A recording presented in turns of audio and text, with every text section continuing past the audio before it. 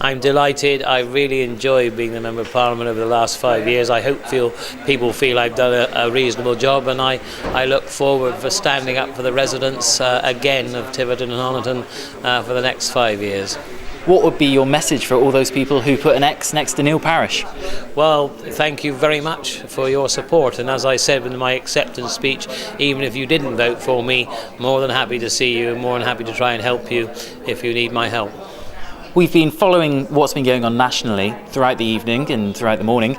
What are your views on that and how it's looking? It looks like we might just get over the line and might get a majority, and it's an amazing position to be in when, 2 or 3 days ago we were written off and it wasn't going to be a majority, and the Conservative Party wasn't doing well.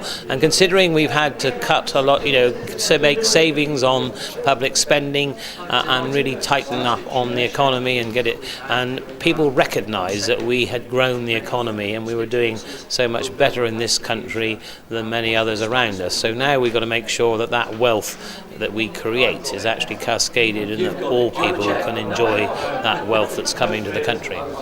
What do you think 5 years will mean under a Conservative government? It's going to be a tough 5 years because we've got the Scottish situation where we've got no MPs in Scotland. Labour's only got one, the rest are SNP, and we've got to make sure we keep the union together.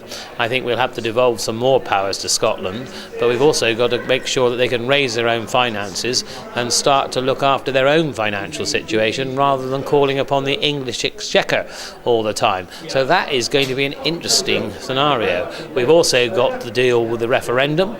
We've promised a referendum, and that must be delivered as whether we are in or out of Europe. All these things are going to be quite tricky with a small majority or a minority. There's a lot of people on social media this morning. They're worried about the state of the NHS, education. They're quite worried about the prospects that a Conservative government might bring in the next 5 years. What would your message be to those who are deeply concerned?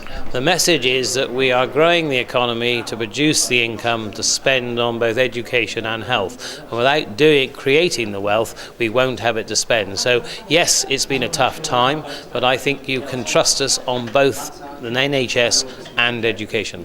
Is there anything else you'd like to add? No, I think after a long night, I would just like to thank all of those that did the count here and everybody who worked hard all night. And I would also like to thank all my other candidates, all parties, for the excellent way we conducted ourselves during the campaign. And I think perhaps we were almost a model political group because we had lots of hustings and we didn't fall out personally, which I think was quite an achievement.